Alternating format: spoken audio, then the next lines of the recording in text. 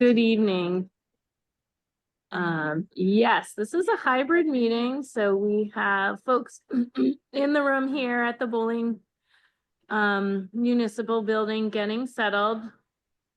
Let's see, we seem to have slowed down with folks coming into the online meeting though, so I think we will go ahead and get started.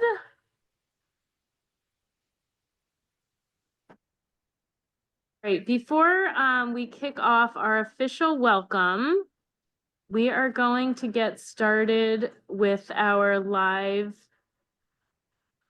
Sorry, just two more folks coming in from the waiting room. We are going to get started with our live interpretation services. Прежде чем мы начнем нашу встречу, мы начнем с нашим сервисом переводчика. So if you need interpretation, you should be able to find this globe symbol in your Zoom menu. Если вам нужен переводчик, попробуйте найти знак глобуса в меню вашего приложения Zoom. And on the screen, you can see where to find that, either if you're joining by phone or by computer.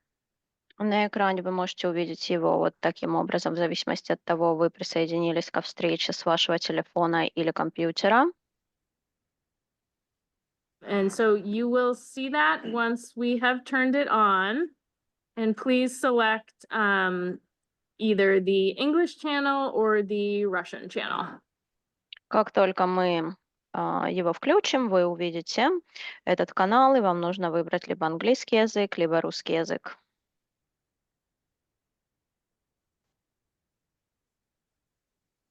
All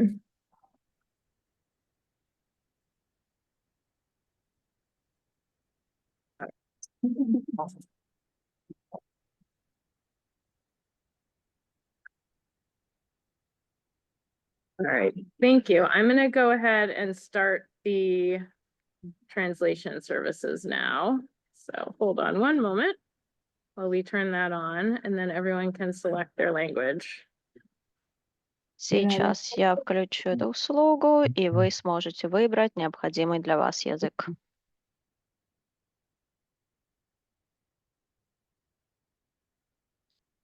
Is that your camera turned off? Mm-hmm. Oh, okay.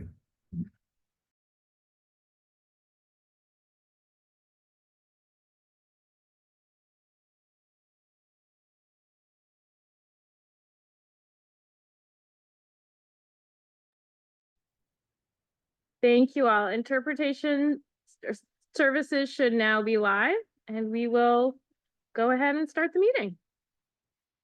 Thank you, Julie.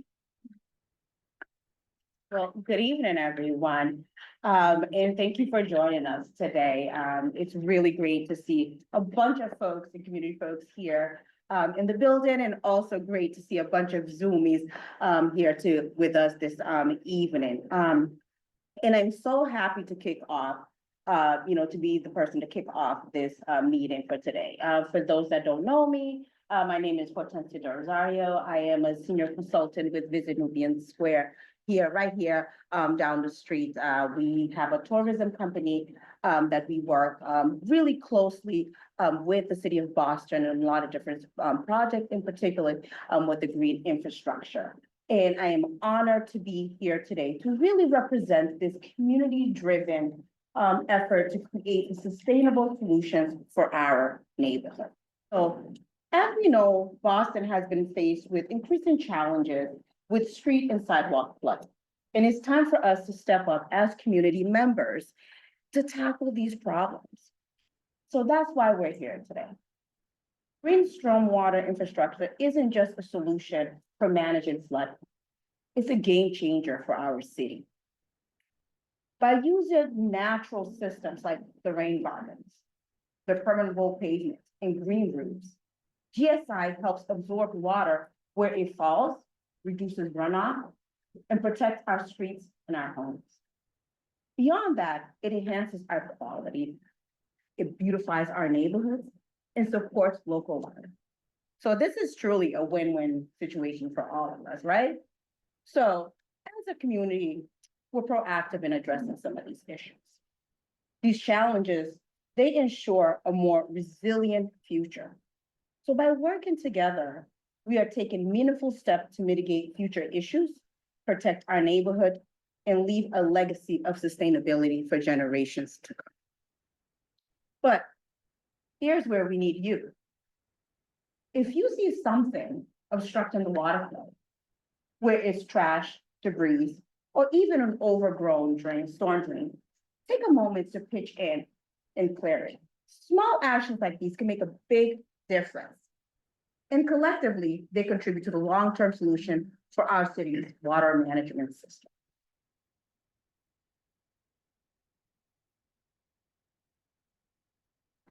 The flood survey. Or you complete the flood survey at Flood Survey Boston.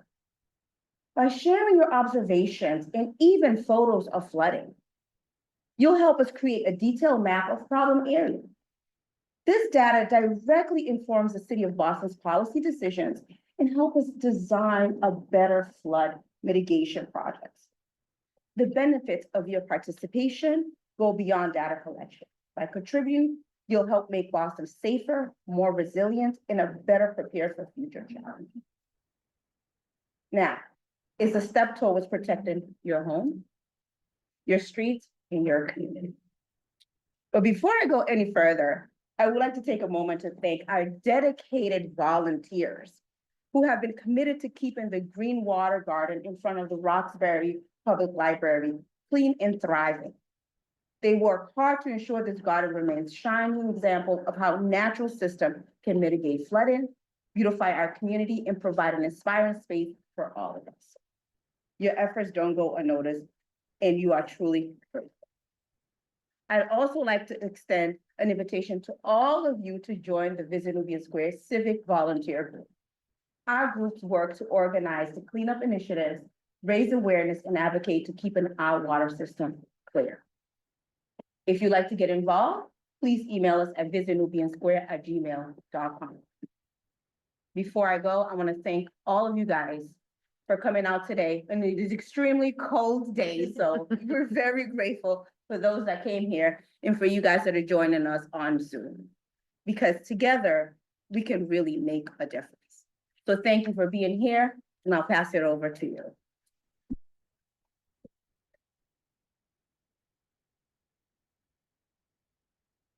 Hortensia, that was perfect. So space bar, it is not advancing. Hold on just one second, everybody. There we go. Okay. So my name is Kate England. I use she, her pronouns. I am the director of the Office of Green Infrastructure for the City of Boston. And I really appreciate everybody taking the time to join us today, both in person and online. So during this meeting, we're going to cover a couple of quick things. So you just heard our wonderful welcome from Visit Nubian Square. Hortensia, again, nailed it. We are going to go through a little brief introduction, stormwater and green infrastructure. What is it? How does it work? And why should we care about it? And then we're going to go through the project overview. So the work that this project team is doing and what we need the public's help to enhance that work.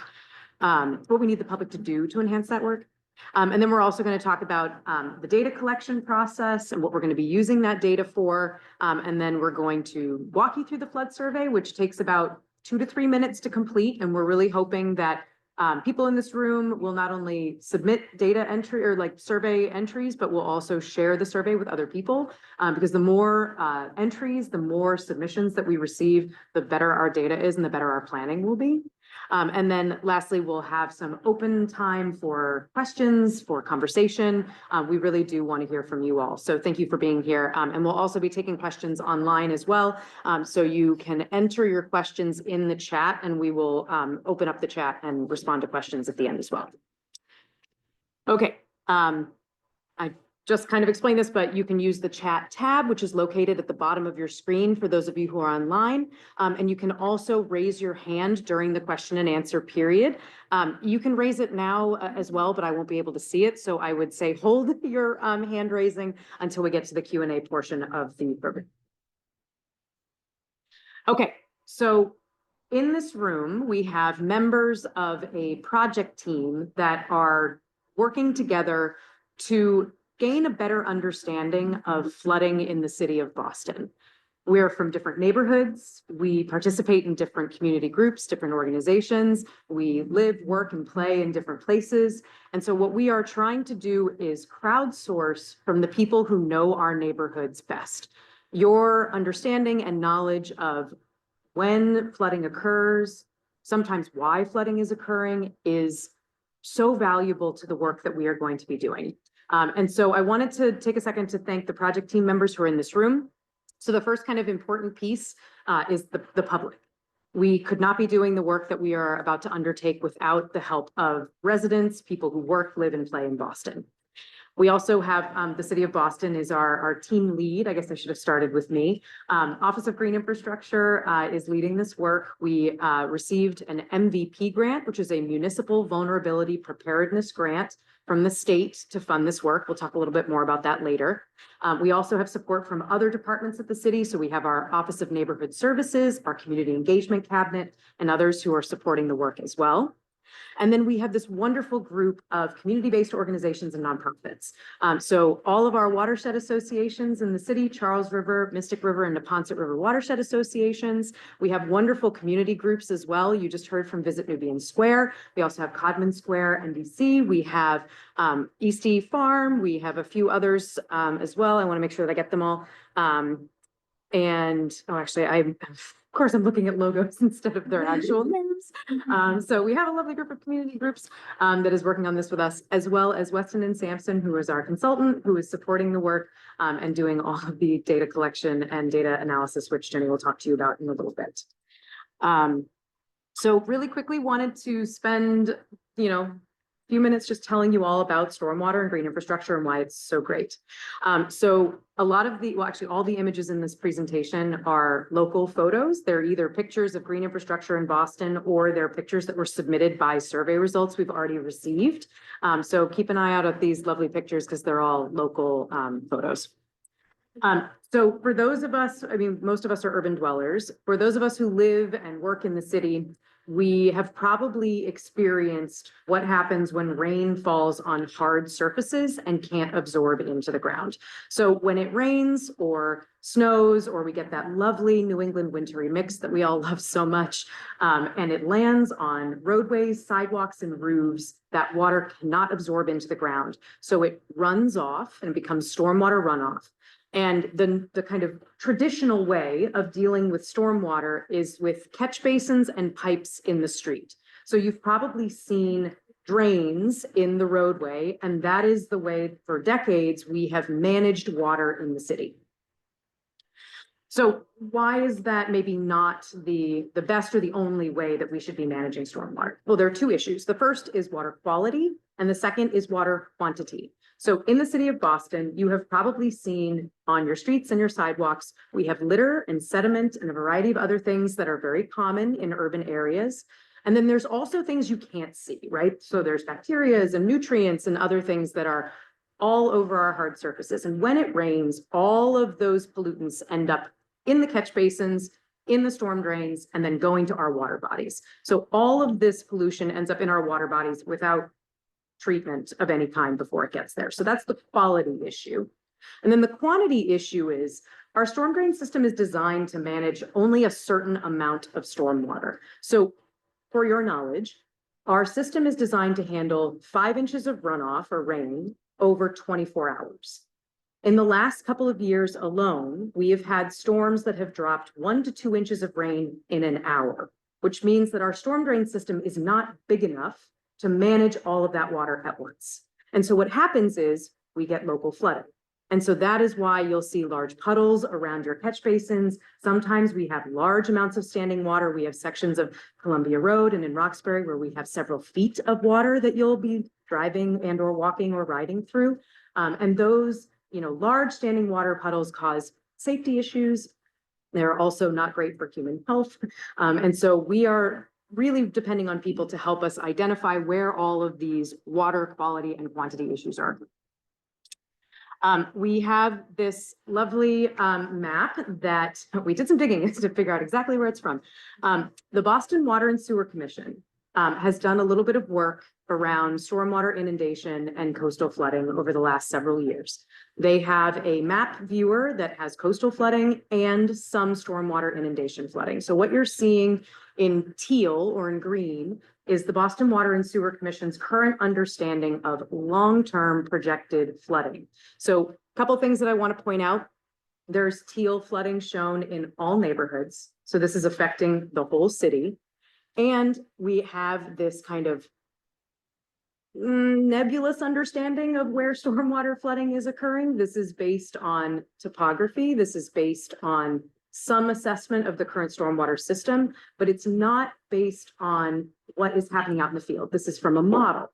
And so one of the things that we really want for this project, one of our results of this project, is for the human component.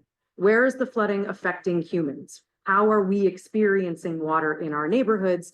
And where do we need green infrastructure to better manage some of these events? So my office is new.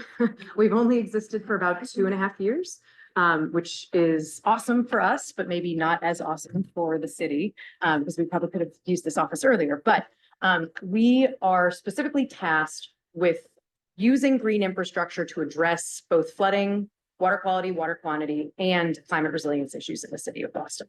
So green infrastructure uses plants and soils and other natural materials to capture water and to let it absorb back into the ground. Green infrastructure filters pollutants out of stormwater, but it also gives water somewhere to go that's not the road or the sidewalk or your basement or, you know, any ramps and sidewalks and things, which I'm sure is where you all experience a lot of flooding today. So a couple of examples of green infrastructure. We obviously have the rain gardens in Nubian Square just down the street, which you may have passed or seen if you took the bus to Nubian Square station. But we also have bioswales and rain gardens, which are essentially just low depressed areas where water can collect and absorb into the ground. They're typically planted with native plants and they're quite pretty and they have a lot of additional benefits. We also have tree infiltration trenches, which are street trees that are planted surface systems that capture a whole lot of water and allow it to absorb into the ground. And then we have things like constructed wetlands, which are exactly what they sound like. They're human-made wetlands. So they're almost exactly the same as a natural wetland does, but they're made by humans.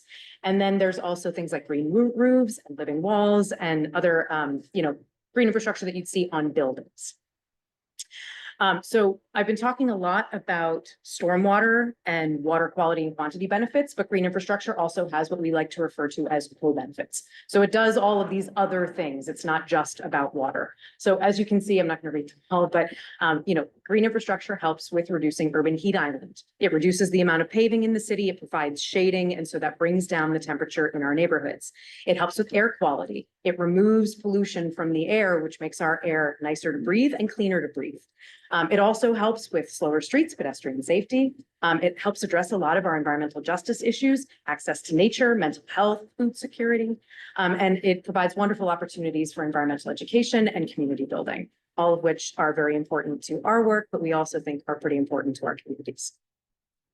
So I just want to show you a couple of images of green infrastructure in the city of Boston, really quick, just to click through so you can see what we've already got and what's out there. So this is from the Mary Ellen Welsh Greenway in East Boston. This is a rain garden that exists between the two multi-use paths. Franklin Field down in Dorchester, we built a rain garden this summer with the Boston Housing Authority the youth center on site. And so you can see some images of the teens who not only planted this rain garden themselves, but they also designed it and selected all the plants for it as well. These are some of the features on New England Avenue, also in Dorchester. We have 2 rain gardens, a bioswale, a large bioretention area, and a bunch of tree infiltration trenches. So the whole roadway is kind of sprinkled with green infrastructure. This is over in Brighton, Alston Brighton, and it is in the Cassidy Playground. It is a lovely kind of natural wild rain garden that exists in between 3 pathways. It's kind of like in a triangle in between the hard surfaces. This is a new rain garden bioswale, that we actually built earlier this past spring. This is the Epic Service Warriors, and the Ponset River Watershed Association built this one with us. So we had young people from the Epic Service Warriors program who again selected all plants and then helped us plant over 200 plants. And then this is over at the East Boston Early Education Center. This was this summer, just before the end of school this year. And we had a couple hundred K0 through first grade students and their families come out and plant this rain garden with us that is capturing runoff from the roof of the building. And this is our beautiful Nubian Square, which is literally down the street. So if you're local, check it out sometime. And if you're not local, find an excuse to ride by it or to walk by it, because it's really a beautiful system that shows what's possible in a really densely developed urban neighborhood. Okay, so really quick project overview. What are we doing? Now that you all know why stormwater is amazing and green infrastructure is so important. So we have a couple of major tasks that we're trying to accomplish with this work. So the first is we're trying to collect information about where the flooding is happening. So we're doing this through a survey. It is a survey that you can fill out on your phone or on your computer. It's pretty quick. It takes about 2 to 3 minutes. You can attach a photo and you can submit as many entries as you want. The entries are geolocated, so it'll automatically submit where you're standing, but you can also move the pin if you submit it from home because you don't want to stand out in the rain submitting a report. Once we have a bunch of survey data from everybody, we are going to do some data analysis as well as a display of this data. So we want you all to see where the entries have come from and where people are experiencing flooding. The next thing that we'll be doing is we'll be using this data to prioritize and start to identify parts of the city where we want to build green infrastructure. And this work is going to be done in collaboration with community. We want to hear from you all where the flooding is affecting your lives the most and where green infrastructure can make a difference in how you interact with your spaces, with your neighborhoods. We are then going to move into some concept design. So we're going to start designing green infrastructure for some of the sites that we are identifying as part of this work.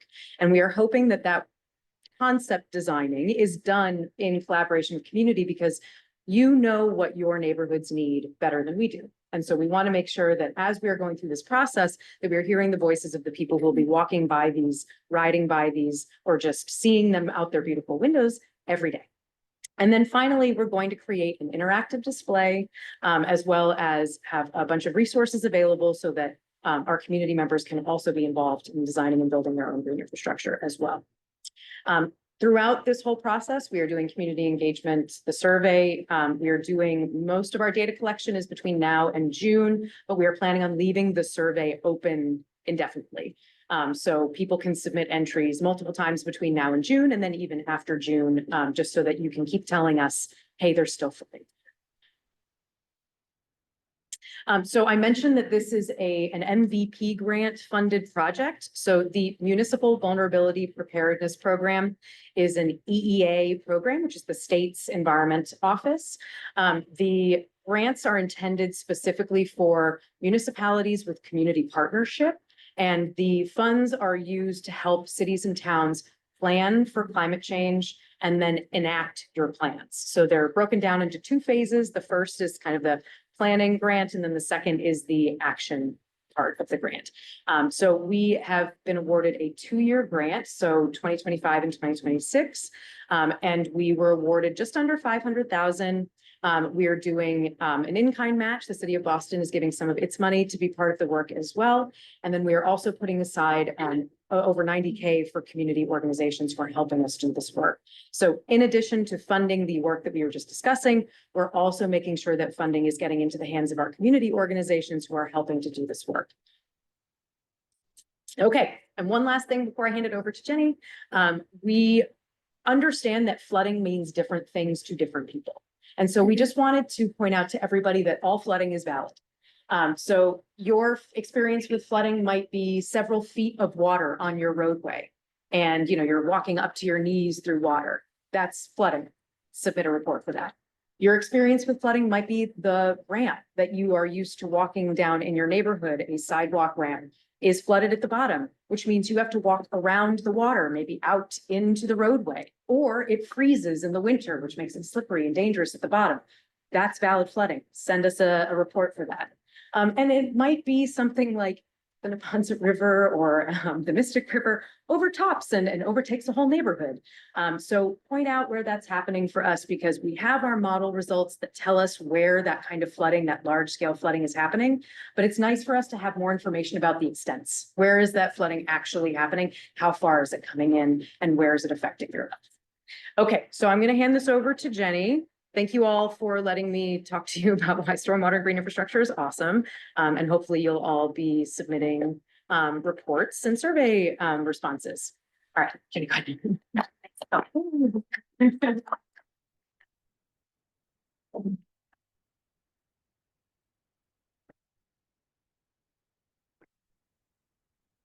Sure. So before I move on, if you're having any technical issues, Joanna is also in the virtual meeting. So please submit them in the chat and she'll work them out just for those of you that are on. So thank you. Well, hello, everybody. I'm Jenny Moonen from Weston and Sampson. I'm a civil engineer and do green infrastructure and flood mitigation design with a whole team of folks. We are really pleased to be supporting the city with the data collection and design components for this work. So you've heard from Kate, we're gathering all sorts of information. We definitely want to hear from you, right? So we're getting information from the survey. We're also going to be working with our stakeholders and available public databases. The city has information that it's been gathering over years. Like I know many of you are familiar with the 311 program. So we're gathering information from those sources as well and compiling that. And then we also have all sorts of state and local resources, like planned roadway projects, lessons learned from all of the installations from green infrastructure all over the city. We know about property ownership. We're thinking about urban heat islands and green deserts, which is areas of the city that don't have a lot of vegetation. So we're not just using the flood data that you're reporting, we're also intermixing this with quite a number of other resources to help us identify, strategically where in the city is it kind of best to put green infrastructure and invest. To date, we have 44 survey responses. I think we've been out for about a week and a half. So far we've been hearing, just that's not uncommon, right? Our collective memory is not that long, but there are quite a few instances of the 44 that are for a particular storm event in December 2024. So that's interesting already. People are also sharing, and we'll be getting to the flood survey in more detail. Julie's going to jump into that next, but people are sharing their impacts with us, and we're hearing, this is changing their commute. This is affecting getting to school and getting home. We're hearing there's property damage. So it's great to hear from people what's really impacting their lives. I mean, great to understand, not great that that's happening. Here are some examples of what people have been reporting. So you can just see some photographs that have been provided. On the very left, it's flooding along Breed Street in East Boston in December 2024. That is ponding after a large rain event. In the middle is a photograph flooding along Commonwealth Ave in Allston. This was after a rain event in January of this year.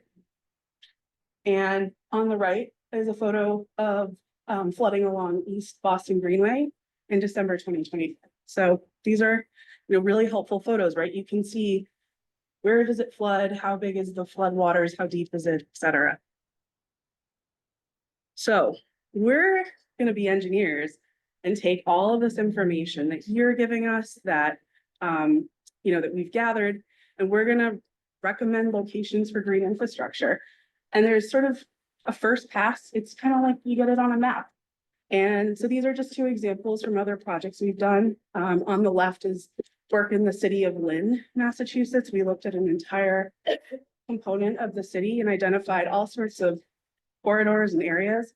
So it's, I think in the room a little hard to see this. Online it might be easier, but the green and the light green are all areas that we identified as great corridors that could be opportunities for green infrastructure. And on the right is an example from work we're doing with the city of Worcester, where we really prioritized public areas and public parcels, but you can see, you know, it's on a map and you can see the dots. And these are just static maps. We can make maps that you can zoom in on and you can see all the details, and that'll be part of that data viewer and that collaborative process. So it's hard to show that in this kind of presentation. And then we're going to get to concepts at the end with your input, with your ideas. And these are just 2 examples of what concepts could look like. The image on the left is from the town of Needham, Massachusetts, and it's work we've been doing with the Charles River Watershed Association. And this is showing an area that has multiple different sort of flood resilience ingrained like combinations, right? We have a stormwater constructed wetland that Kate talked about. We have stream restoration that's restoring an actual stream system. We have places to put green infrastructure, like maybe a rain garden. So it's all kind of connected. It's a system, and it's thinking about a flood problem in an area and looking at that bigger area, like how does this all work together? The image on the right is from the city of Fitchburg, and this is related to roadway redesign and thinking about the transformative power of green infrastructure in a corridor, right? So how is this, like Kate talked about, all these little pieces in an area can come together and be, you know, create the cooling, create places you might want to sit outside and eat your sandwich. So that's, you know, the kind of concept that we're going to be sharing with you. So with that, we're going to talk about the app, and we'll definitely have lots of time for questions. Apologies for the frog in my throat. It's that time of year. Great. Thank you, Jenny. All right. Good evening, everyone. My name's Julie Wood, she, her pronouns. I'm the Climate Resilience Director at Charles River Watershed Association. In the back of the room is my colleague, Joanna. As we said, for online folks, feel free to chat Joanna. She can help you out. It is actually Joanna's 2nd day of work, so. Coming in friendly. So nice to see folks in the room and online tonight. Really appreciate your interest in this project. I'll just say briefly from a personal stance, I worked at Charles River Watershed Association for close to 20 years, been working on this stuff for a while. Most recently, really been focused a lot on flooding, and a lot of times flood work is very responsive. So the really exciting thing about this project is how proactive it is. Seeing the city of Boston proactively try to understand what is going on with flooding is super exciting. And also love the approach with the crowdsourced flood impacts. So we covered a lot of this, but why crowdsourced flood impacts? Obviously, if city staff were trying to do this, you know, how many reports could we get realistically? So using this crowdsourced model, real-time data, you know, we all have these supercomputers in our pockets. So having you all on the team as data collectors means we can just cover so much more area. We can be in more time, more space to get the data on the real-time impacts. We can also access local knowledge, historical knowledge, or local experience. You know, Jenny showed those examples of people already reporting, oh, I have to, you know, drive out of my way, or there's insane traffic because, you know, this intersection is flooded. And so all that's really important to have. As I mentioned, it lets us take a citywide approach, and then engage residents, students, commuters, etc., all of you in the flood planning process. So after collecting this data, we'll have that exciting piece where we're doing designs and figuring out how to address some of these issues. And we hope that everyone will bring their knowledge and bring their input into that piece of the process as well. So as we have all said, please just get this in your regular thought process if you can, as you're walking around Boston and you see that flooding, as you're, you know, maybe cursing it under your breath because of these impacts, also think, hey, I can take a picture, I can put this into the database. Caveat on that, any emergency situations, any immediate response situations, please get in touch with 311 or 911 in emergency. These are coming in, as we described, as a database for planning over the long term. So these are not being looked at in real time. So if something needs an immediate response, just please note that you'd also want to let 311 know. So take a picture, notice where you are.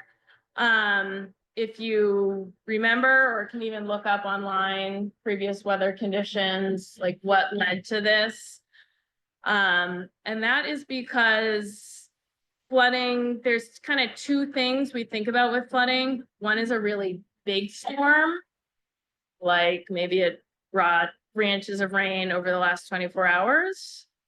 And another type of storm that can cause flooding is a short, intense storm. So maybe it's only 1 inch of rain, but it fell in 15 minutes. So that's good data for us as the team to have.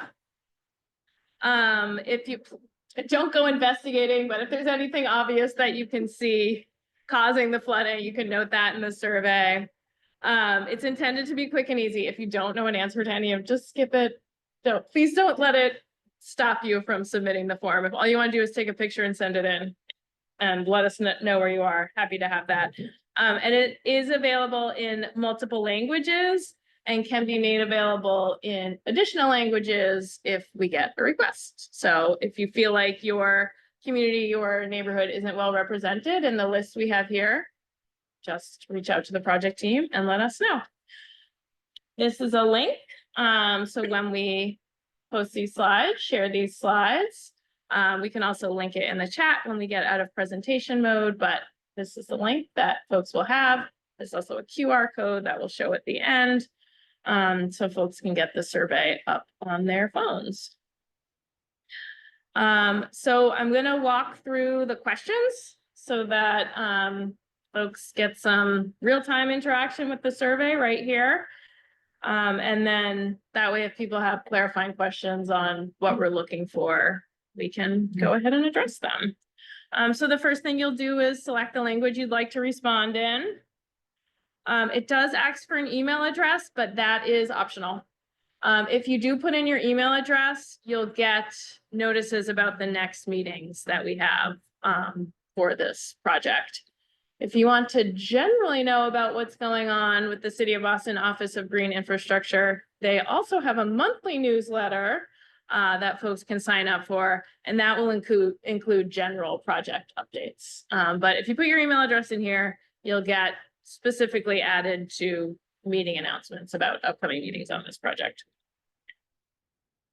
So the location of flooding and the date of flooding are the first thing it asks for. So you can do your address, what am I thinking? Point of interest, you know, anything to help geolocate in the map there. The date you observed the flooding, brief description of what you observed. Details are helpful. Again, don't let it get in the way of you submitting the survey. But, you know, road flooded with standing water, like even that is great. How deep is the water? This clearly is meant to be very intuitive. Don't step in the water to check, just eyeball it, make your best guess. Was the water flowing or still? Again, you know, you can imagine this is pretty helpful. If it's flowing, that's probably a different situation than if it's just standing there, and hopefully that can be easy to tell. And then the photo, really love the photo. Again, don't get caught up on it being a perfect photo, but those are really helpful. What caused the flooding? On this one, you can select more than one. If you don't remember, whatever, that's fine. But if it's easy to tell, you know, clearly it was after a big rainstorm, you know, you're down on Long Wharf and it's high tide, that might clue you in that it's coastal. Or, you know, it's that first warm day after a snowstorm and everything's wet because of the snow melt. If you know how often it floods here, that can be super helpful. I think that one's more relevant if you're seeing flooding in your own neighborhood or kind of in your own regular travels. But don't let that limit you. If you see flooding when you're, doing a day trip on the other side of the city, please put it in as well. And then if you see any infrastructure that's flooded, this next question lets you add that. And then the very last question is what Jenny already highlighted. Some of the responses are indicating, how did the flooding impact you?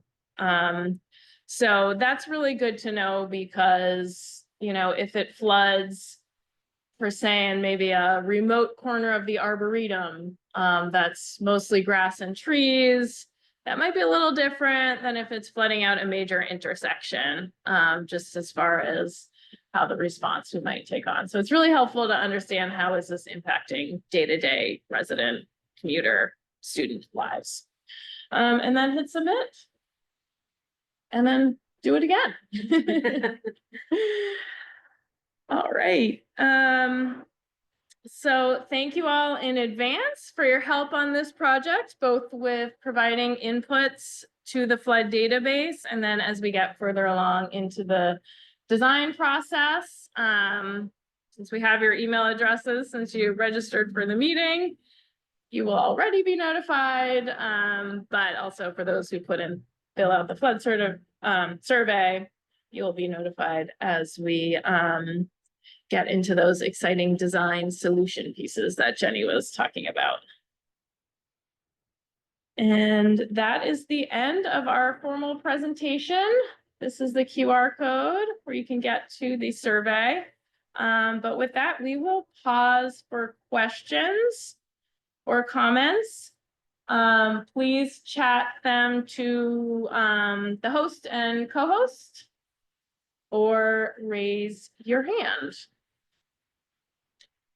I'm gonna Here with you, Susan. Yes. Okay, Okay, thank you. 'Cause it's- I'm gonna stop the projector. Okay. All right. It looked like we had a few chats. I'll turn that back on if folks want to get the QR code. But just when I go into the chat. Okay. Question. Oh, yeah.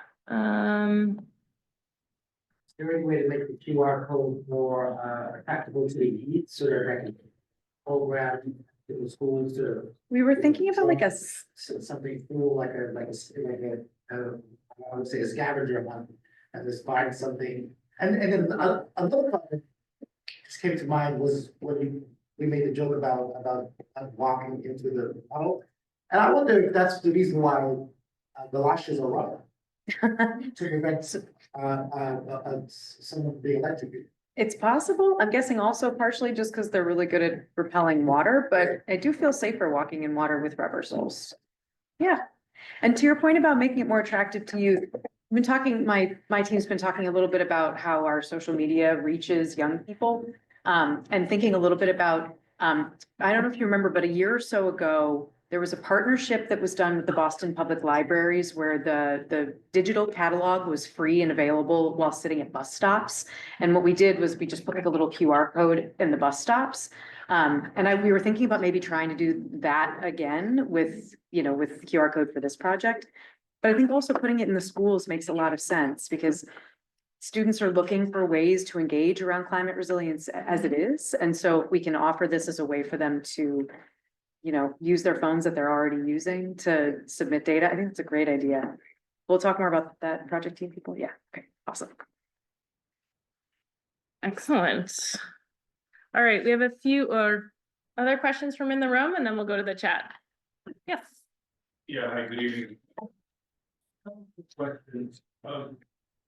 City during its regime, climate ready, did some risk mapping of the sea level rise and also inland flooding and also heat island. So when I saw your project, which is really commendable, my first question, how does it relate to already existing risk areas that the city may have already? So Jenny mentioned a little bit, but we are bringing those data sets in as well. And so obviously the Climate Ready team is still still working kind of with us on this as well. Some of the reports were done back in 2016, so it's been almost 10 years since they were done. And so there's an acknowledgement from the Climate Ready team that some of the findings from over 10 years ago and the recommendations need updating. And then some of the reports were finished just 2 years ago, 3 years ago, I think was the last one. And so those are a little bit more, current. And so we're also taking that into account when we look at the data we already have. How old is it? But when was the last time it was updated? And then what's the progress on implementing some of these proposed action items? So the Environment Department and the Climate Ready team, which is now part of the Office of Climate Resilience, they have started to identify and put into place large capital projects that are acting on some of those early recommendations. There's a couple that are happening in East Boston. Grant funding is being obtained for, future construction, but they're in the kind of design stage now. We have a few that are happening in collaboration with state entities as well, because a lot of the large parcels of land in the city of Boston that are well suited to climate resilience are state owned. And so there's some that is, again, collaborative. We're working with the MBTA. We work with, as many of the, kind of landowners of these spaces as we can. But for this project specifically, it's bringing in data that we already had, and then kind of weighting it based on its currency and relevancy. Yeah, so just, thank you, it's helpful. So if the notion have crowdsourced or citizen sourced, site-specific, neighborhood and local knowledge, together with the existing underlying sort of citywide risk mapping, and bring the whole thing up to date. So there's an updated citywide risk by location and situation. Yes. Can you repeat this question? People. Oh, sorry, yes. Okay. So the People question. online can't Can't hear hear you, you. Frank. So the question was if the goal of the work is to take the existing risk assessment work that was done and the Climate Ready Boston work that was done, and then update it and kind of supplement it with local knowledge, local experts, and crowdsourced information. And the short answer is yes, that is the goal. And then the kind of additional kind of next step of that goal is we'd also like the community to be part of the planning that we're doing and the designing of the GI that we're proposing. John, I appreciate that. But just a couple more quick questions. So one of the things you mentioned is that you're gonna have some green infrastructure templates or conceptual plans to what Mhm. green infrastructure would look like. And some of those presumably would be on private property or possibly some of them would be on public property. What about existing green infrastructure that is either city-owned natural land or potential natural land that the city could acquire? But nature is sort of the best law. She's been doing it a long time. Design green infrastructure, notwithstanding about the same expectations. So can you talk a little bit about how you see the role of land preservation? So the question was, how do we see the role of land preservation and green infrastructure planning? And I think that the short answer is it's obviously part of this work. We acknowledge that, naturally existing spaces that are managing water and providing flood storage and are just generally not paved and, performing other climate resilience services are important. Some of them are publicly owned, but some of them are not. And so I know that some of the value of this kind of work is that we can identify parts of the city where it's particularly important to preserve existing natural land or to acquire existing natural land for protection. So I do believe that part of what we are going to be providing is a better representation of how people are experiencing the effects of climate change, the human aspect of it, because our previous planning was very focused on kind of the modeled results and less on the human stories that we were receiving. So I think that a lot of what we'll be taking as part of this work is using it to form the plans for what do we think the city should look like from a greening and preserving perspective. And I know that there are lots of groups at the city my office, obviously, but others in, environment and EEOS cabinet and others who are starting to think about this in a different way than I think we had in the past, which, at least in my experience, has been a nice change. And so I do think that the data collection that we're doing here, because some people need to see the data, is really going to make a difference in having those conversations and motivating us to do things in places that maybe we weren't aware of as hotspots or areas where we needed to be focusing effort. Thank you, Kate. Yeah, Alright. sorry, I wish that I could speak with more certainty about specific places, but obviously we're still collecting a lot of data. 47 entries or 43, we're getting there.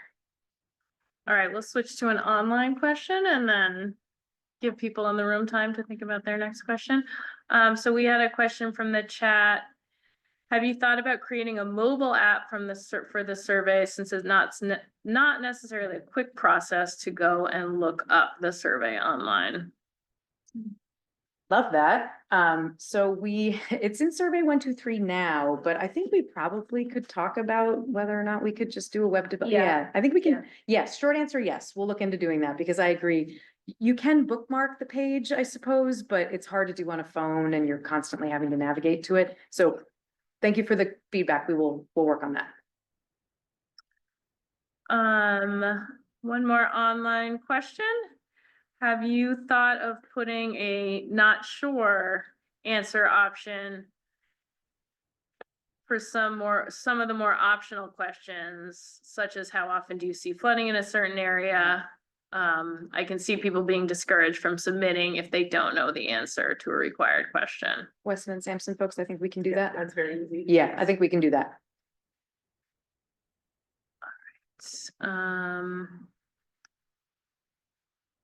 Oh, and then this is just a quick comment and we'll go back to in person.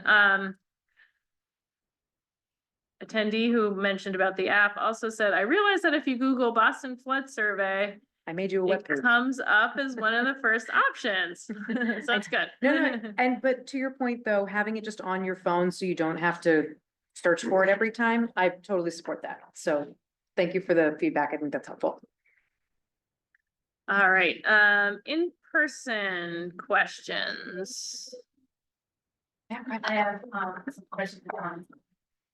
I was trying to pull up the 311 app to see if it was on there, because that might be To have a, flooding, love that video. because I live in Mattapan, and the Ponset River is in my backyard. I'm part of the Ponset Greenway Council, which I can talk about with you. And we lead a lot of walks along the trail.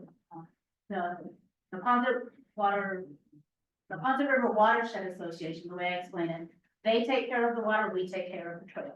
So we work very closely with DCR. We did First Day High. And we invite our neighbors to come out whenever there's a king tide.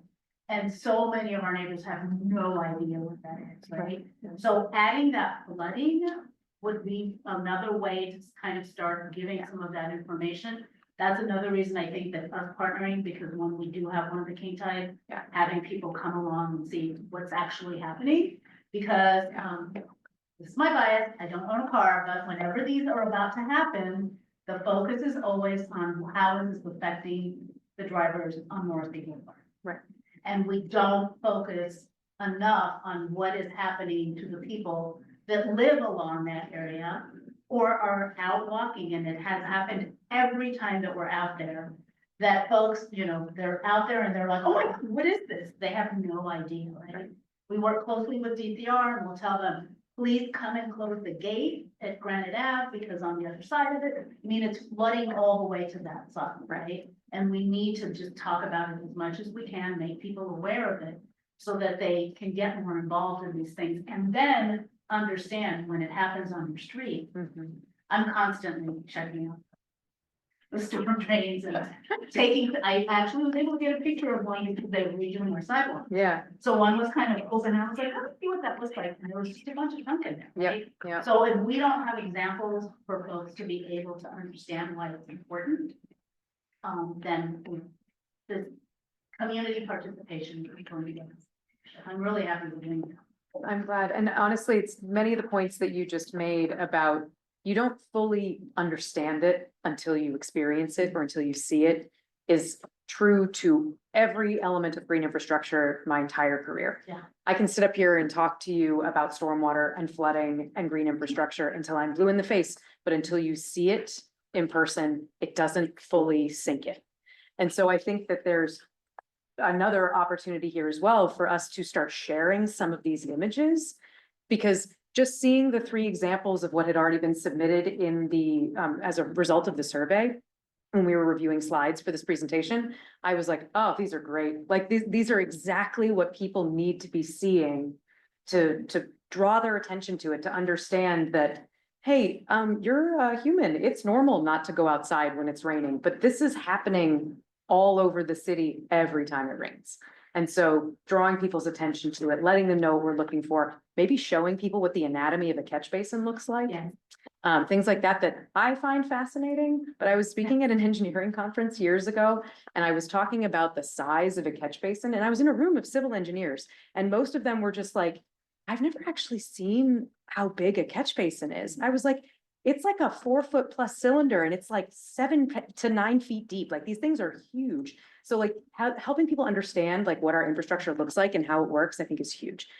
So we're going to take some of these photos, and I think we're going to use them and get them out. Oh, and we have time. Yeah, I love it. Thank you. So send us the. My other question is, how are we working? I mean, you did say state, Yeah. because all of this that I'm talking about. is Well, the state. Neponset River Greenway, for example, is flooded all the time.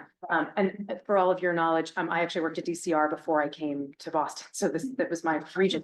And so one of the things that we are working with our DCR counterparts are the Parkways team, but also the Trails and Greenways team, and the landscape design team. So these are people that I have really great professional working relationships with.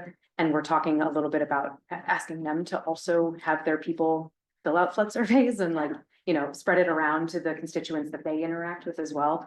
So it's part of my plan as part of our like regular check-ins with DCR and MBTA and others to remind them, you have constituencies that are kind of captive audiences, people who use your parks, who use your infrastructure, who take the T. Please get this out in front of them because we need their eyes. Thank you. Yeah, that's great. Thanks. I just had a comment. Yeah. How I learned about green infrastructure was volunteering and working with local groups, filling in the green infrastructure with mulch. Yeah, right. So, fortunate enough to learn about green infrastructure, so we have to reverse the process. Yep. And that's why it's important to talk to the business communities. Yeah. Oftentimes, the business communities always ask, what can we do to make the communities just look better? Yeah. So Yeah. oftentimes we'll just throw mulch everywhere, right? So to educate the community, say, no, don't put mulch there because that's a filter. Yep. And I guess my question was, we mentioned small plastics. Mm-hmm. So there's a sign there, so at least as population passes by, Yep. they know this is a waterway. They can scan it, there's a QR code, Mhm. and they're informed, so it's something that's there. As opposed to just only seeing the flood, but you know that that's a part of the community, and to me as a business owner, I really encourage local business members of the community to really get involved in the economic, well, not the economic, the environmental aspect of the community. But my point was just to encourage the business communities more, Yeah. so they don't take it upon themselves To fix the problem. Yeah. There isn't a problem, it's just a process. That's great and great feedback because there are tons and tons of reports that have been written nationwide that show the value of having green space and green infrastructure near business communities. It actually brings people to the neighborhood. And I know that you have, again, people who want the neighborhood to look beautiful. They want to attract walkers and bikers and even, drivers, but they want to attract patrons. And I think a great way for us to do that is take advantage of the people who are coming through there with little educational interpretive signage and little things like that. So I think we can do some of that as well. And maybe some of it includes some of the photos, maybe some of it includes, how does this feature work? Like little things that we find are interesting to people. Like when we had remember we had the boxes in front of the Roxbury Library that showed how water was passing through. We did an educational installation out in front of the Roxbury Public Library that showed how water moves through the planted area. So there was like plexiglass, so you could like see during rain events what was happening. And we had upland, lowland, and then like wetland vegetation. So there were 3 levels. And we got a lot of feedback that people enjoyed seeing how it worked. And so I think a part of the work that we should be doing here as well is, taking it upon ourselves to show how do these things work and why are they effective and why are they like so necessary in our neighborhoods. other? Great, yeah, we have a Say. few more online, I guess. We'll not do these comments justice, but just repeating in case that we are in a big room. For the online folks, but we had comment suggestion about incorporating with 311 app and the importance of, getting impacts on not just cars, which is a really good one. Encapsulated, and then the importance of engaging the business community as well. All right, going back to our online chat, online folks, if you want to come off mute and ask your question live, you can also use the raise hand feature.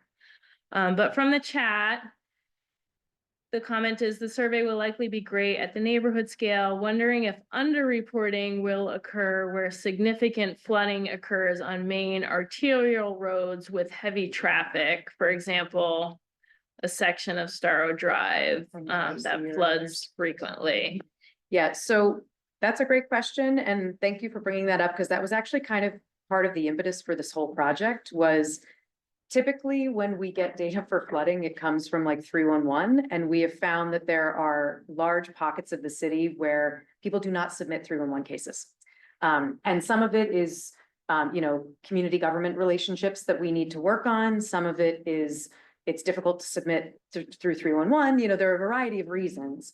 And so one of the reasons that we wanted to do this work was to try to increase the representation by taking advantage of our community groups and our students and our businesses and others who have this nicer spread across the city in terms of coverage.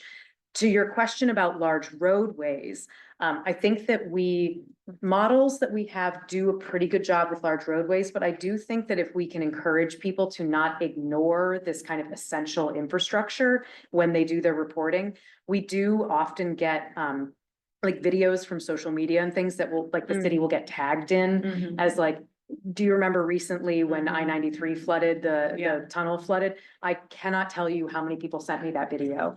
So we do get a lot of kind of reports that come from people being like, yo, this is real bad. So that's really helpful, but it's also helpful to hear from people who are, actually submitting additional information to us as well. So we will maybe do an actual effort around large roadways during large road or rain events.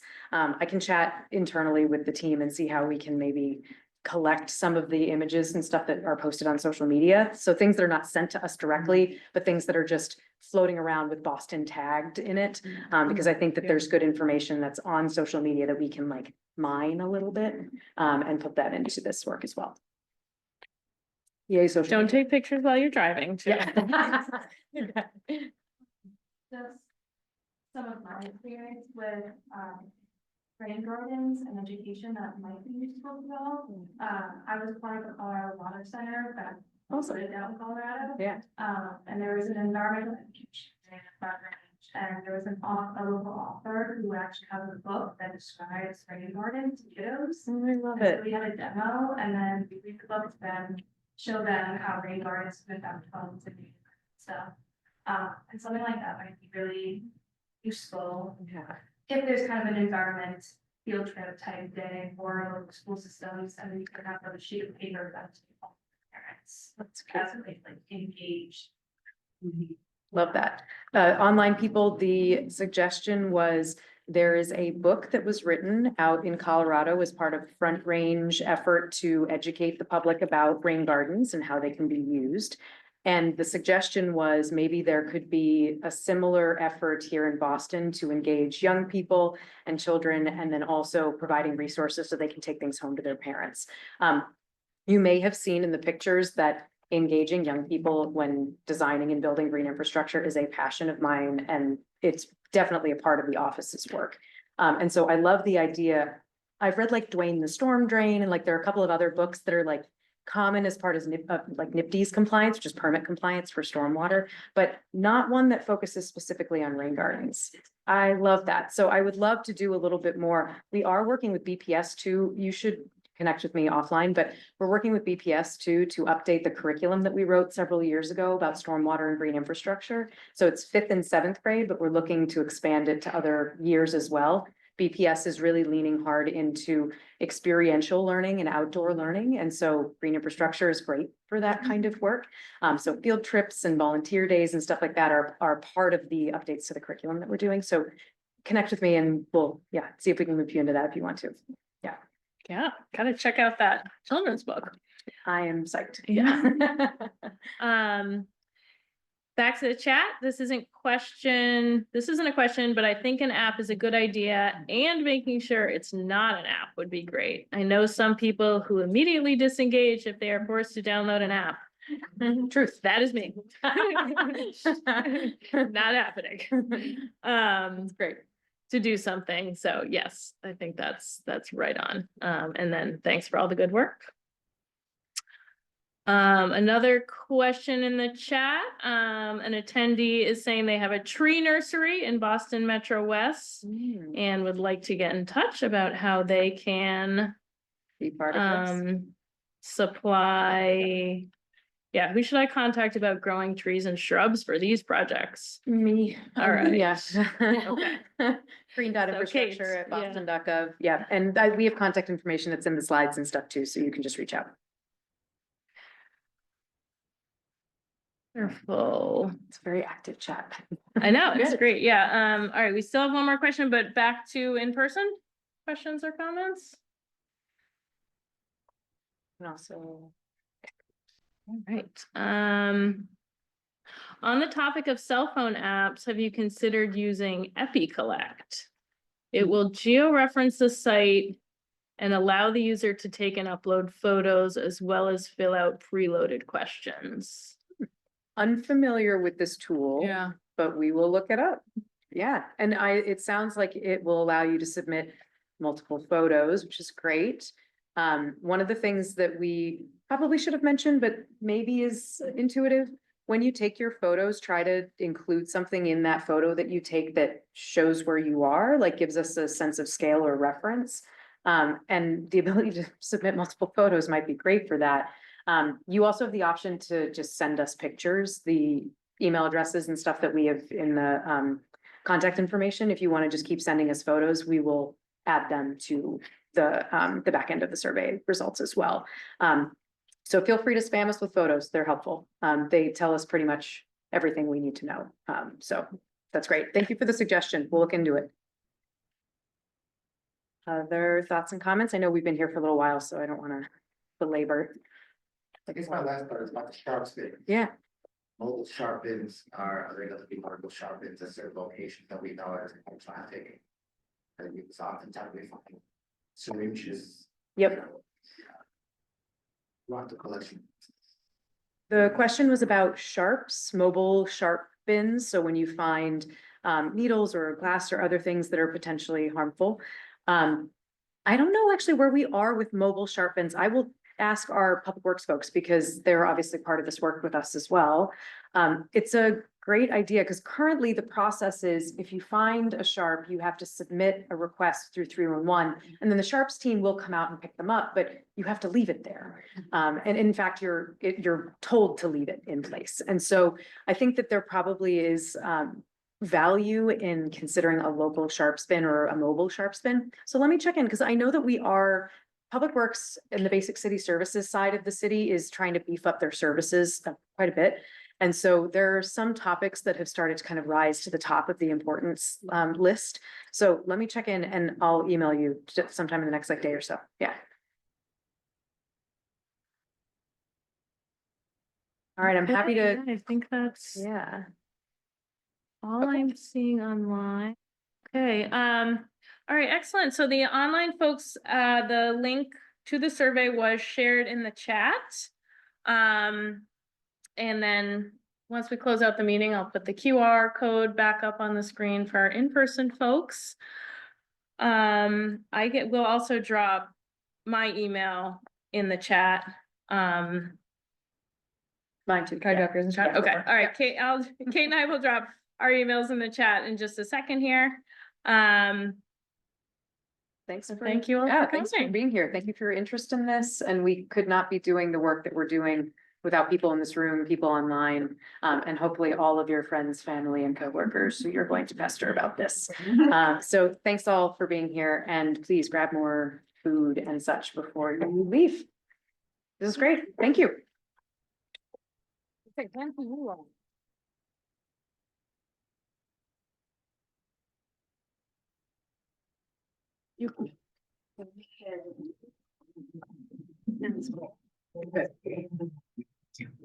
It's very great working with, isn't it? Oh, my God. Is it time?